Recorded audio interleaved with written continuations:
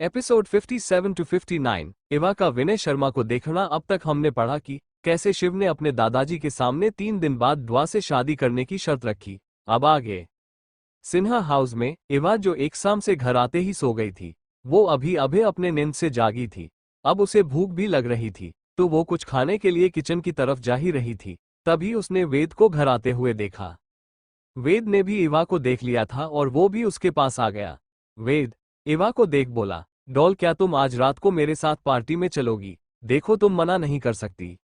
इवा बोली, भाई आप जानते हैं ना, मुझे इस तरह की पार्टी पसंद नहीं है। आप अकेले ही चले जाओ, मैं नहीं आ रही। गेंद ने कहा, डॉल वो कपल पार्टी है और उसमें बिना पार्टनर मुझे एंट्री नहीं मिलेगी। तो आप पार्टी के लिए अपने क्लास की किसी लड़की को क्यों नहीं बोलते? कोई भी लड़की तुरंत मान जाएगी। डॉल तुम तो जानती हो ना, लड़कियां सिर्फ मेरे स्टेटस की वजह से मेरे पास आना चाहती हैं, और अगर मैं किसी लड़की को अपने साथ पार्टी में लेकर गया तो वो मुझसे चिपक जाएगी, फिर मेरा उससे पीछा छुड़ाना भी मुश्किल हो जाएगा। तुम्हारे अलावा मैं किसी लड़की के क्लोज नहीं हूँ, तो अगर तुम मेरी पार्टनर नहीं बनोगी तो मैं नहीं जा पाऊंगा। प्लीज डॉल मान जाओ ना। इससे पहले कि इवा कुछ बोलती, पीछे से एक आवाज आई जिसे सुन वेद घोड़ा परेशान हो गया। जब वो दोनों आपस में बात कर रहे थे तभी वंश भी घर आ गया था। वंश आज थोड़ा जल्दी ही घर आया था। जब वो घर के अंदर आ रहा था तो उसने सुना कि वेद इवा को कहीं चलने के लिए मना रहा है। तो वंश ने उससे पूछा, कहाँ जाने की बात हो रही है? वंश की आवाज सुनकर अब वेद को 14 डर लग रहा था। वो बोला, भाई वो आज हमारे क्लास में सब ने मिलकर एक कपल पार्टी रखी है, तो मैं डॉल को मेरी पार्टनर बनने के लिए मना रहा था। देश ने पूछा, पार्टी कहाँ है? वेद ने अपने भाई से कुछ भी छिपाने की हिम्मत नहीं की। वो बोला, रॉयल ब्लू नाइट क्लब में। वंश ने कुछ वक्त सोचा, फिर उन दोनों से बोला, ठीक है, मैं, वीर और शिव भी आज रात उई नाइट क्लब में मिलने वाले हैं और वहां के 4th फ्लोर पर हमारे 3 कमरे भी हैं। अगर रात को ज्यादा देर हो जाए तो वहीं रुक जाना थी। अगर कोई भी प्रॉब्लम हुई तो मैं उसे संभाल लूंगा। वंश के इस तरह कहने से वेद को बहुत खुशी हुई, वरना उसे तो डर था कि कहीं उसका भाई उन्हें मना ना कर दे। इवा जो अब भी जाना चाहिए या नहीं इस बारे में ही सोच रही थी कि तभी किसी ने उसके सर पर प्यार से हाथ फेरा। उसने ऊपर देखा तो वंश उसे ही देख रहा था। वंश ने इवा से कहा, तुम्हारे भाई और तुम्हारा पूरा परिवार तुम्हारे साथ है। तुम्हें बस अपने जीवन को खुलकर जीना है, बाकी सब हम पर छोड़ दो। इस जिंदगी को खुलकर जियो, खुद को कैद मत करो।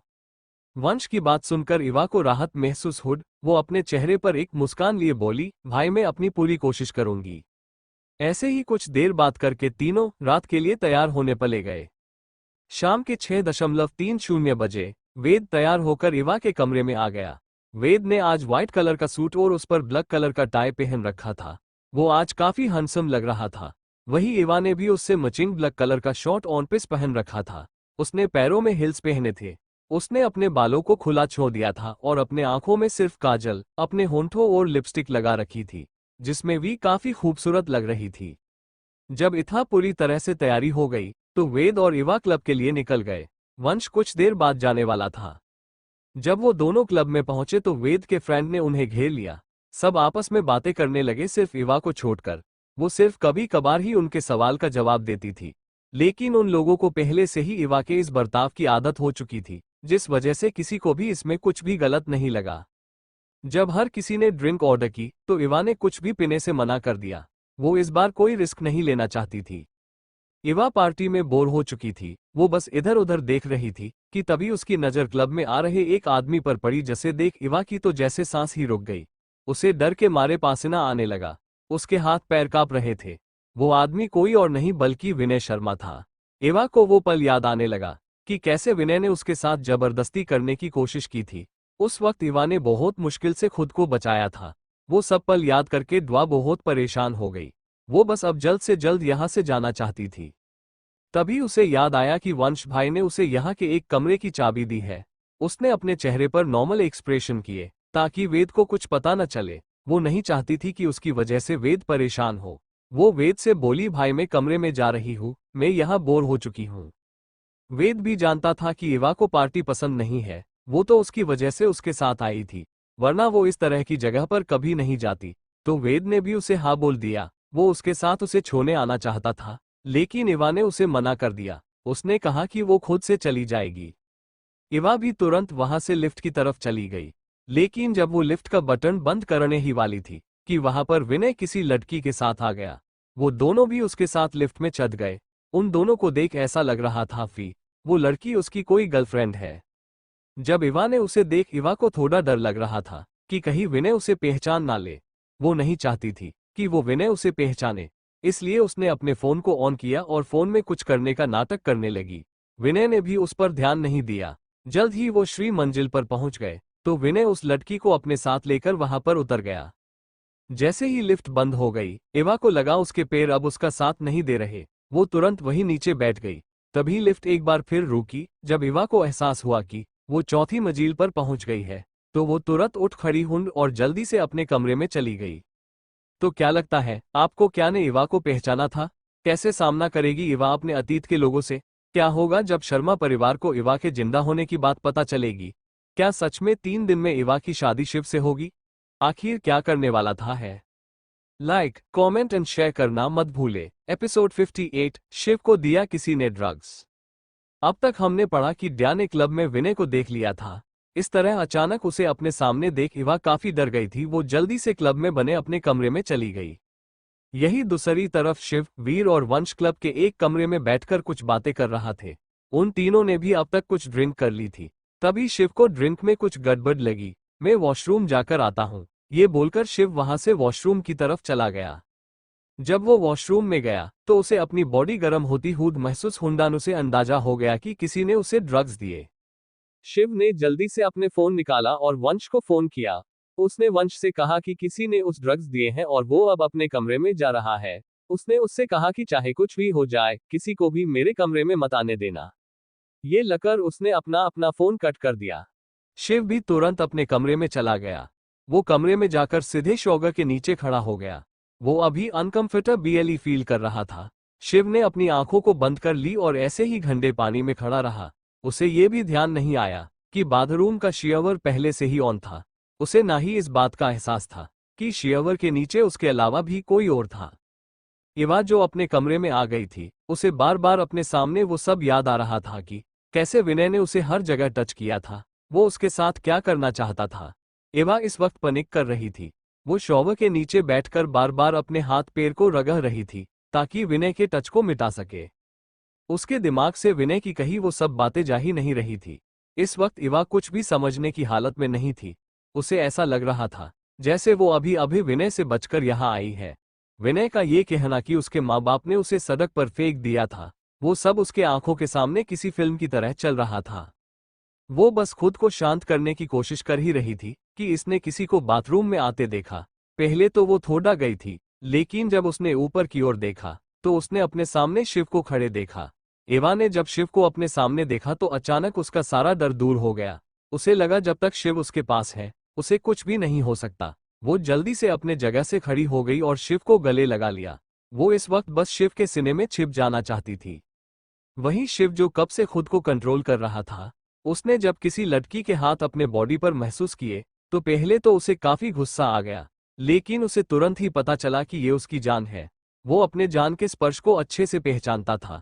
वो कुछ पल ऐसे ही रहा, तभी उसे इवा की सिसकियां सुनाई दी, जिसे सुन उसने जल्दी से अपने आंखें खोली। उसने इवा को अपने बाहों में भरा। जब उसने इवा के चेहरे को ऊपर किया तो देखा कि इवा रो रही है। उसे अपने जान के आंखों में आंसू बिल्कुल भी बर्दाश्त नहीं थे। उसने इवा के आंसू साफ किए फिर बोला, जान क्या हुआ?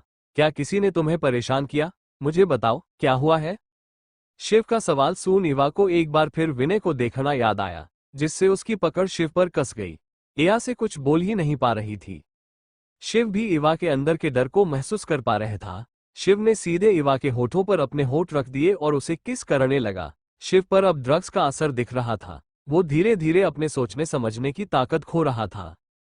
ऊपर से उसकी जान उसके इतने करीब थी, जिससे शिव को खुद पर कंट्रोल करना और भी ज्यादा मुश्किल हो रहा था। वो पूरे पैशन के साथ इवा को किस कर रहा था।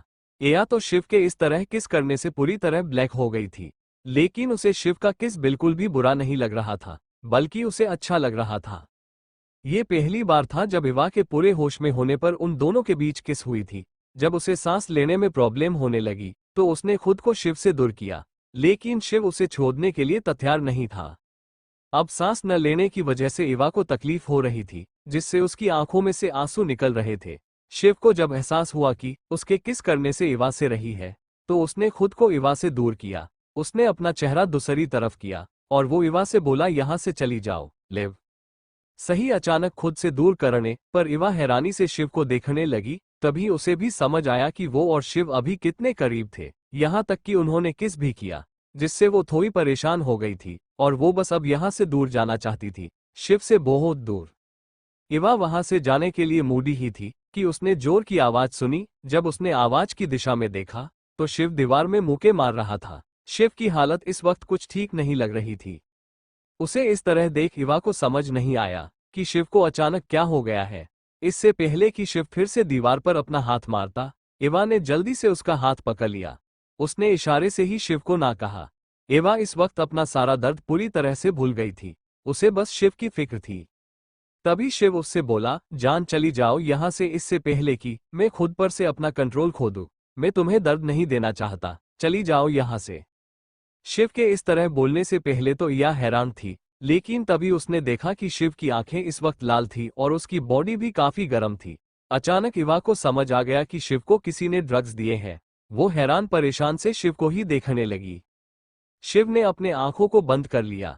वो अभी इवा के साथ बहुत कुछ करना चाहता था, लेकिन उसे याद आया कि जब उसने इवा को किस किया तो इया रो रही थी।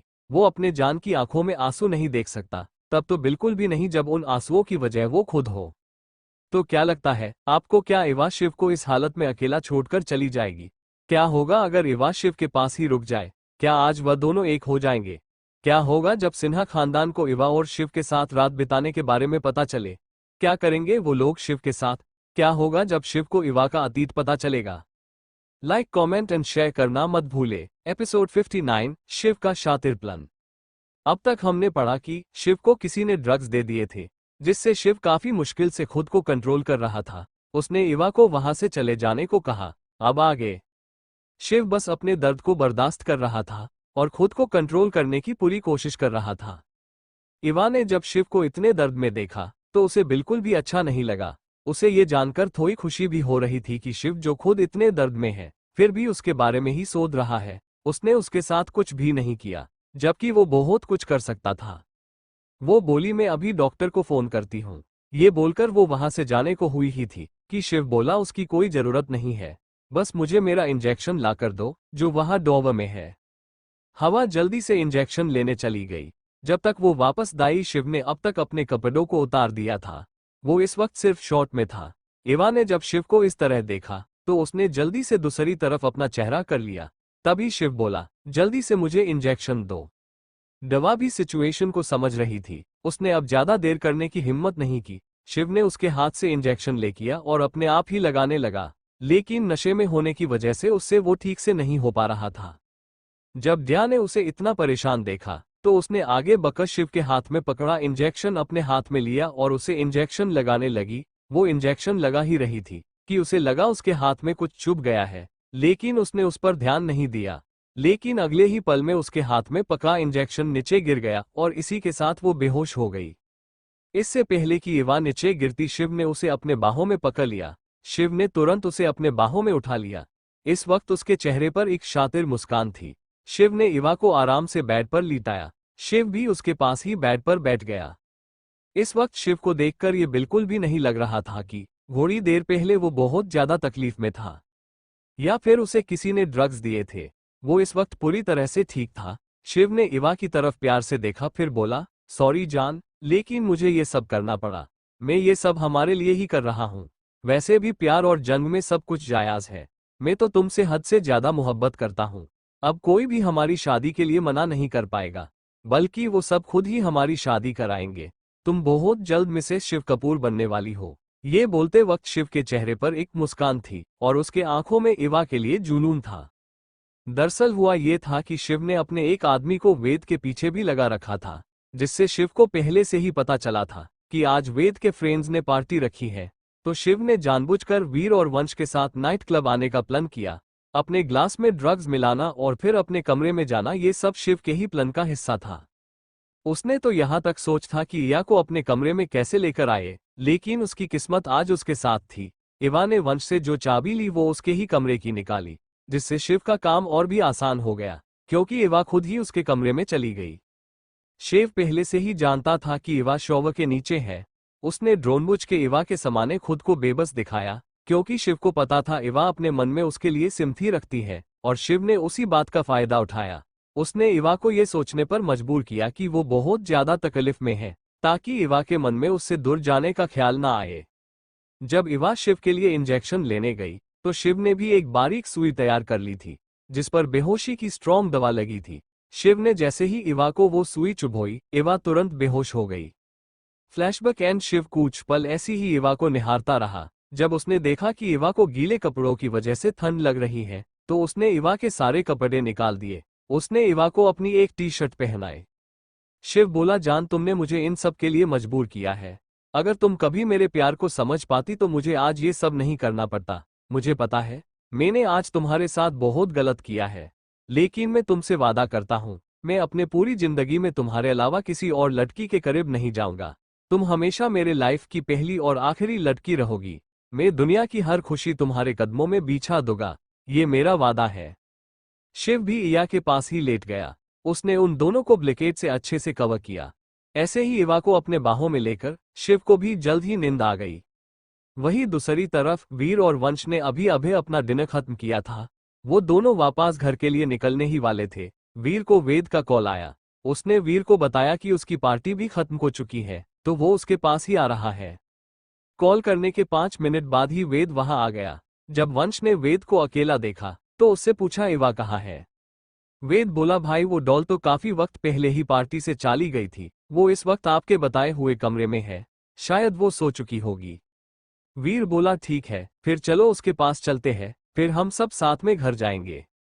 जब वो तीनों कमरे के पास पहुंचे तो वंश एक कमरे का दरवाजा खटखटाने ही वाला था कि वेद बोला, भाई आप गलत कमरे में जा रहे हैं, डॉल तो कमरा नंबर 401 में है। उसकी बात पर वीर और वंश एक साथ बोले, क्या? फिर न दोनों ने एक दूसरे की तरफ देख, फिर वेद की तरफ। वीर बोला, तुमने अभी क्या कहा कि डॉल किस कमरे में है? तो क्या लगता है आपको कि क्या वीर और वंश को पता चलेगा शिव और इवा के साथ सोने की बात? क्या करेगी इवा जब वो सुबह खुद को शिव की बाहों में पाएगी? क्या इवा होगी शिव से गुस्सा? क्या होगा अगर इवा शिव से नाराज होकर उससे कहीं दूर चली जाए? क्या हो अगर इवा को पता चलेगा कि शिव ने ही ये सब प्लान किया है? क्या इस रात की वजह से शिव और इवा आएंगे करीब या फिर हो जाएंगे हमेशा के लिए दूर? क्या होगा जब सिन्हा खानदान इवा और शिव के साथ रात बिताने के बारे में पता चलेगा? इसका क्रेडिट जाता है पॉकेट नोवेल रीडर पर। फिर मिलेंगे। लाइक करें और सब्सक्राइब करें। लाइक, कमेंट एंड शेयर करना मत भूले। कल फिर मिलेंगे।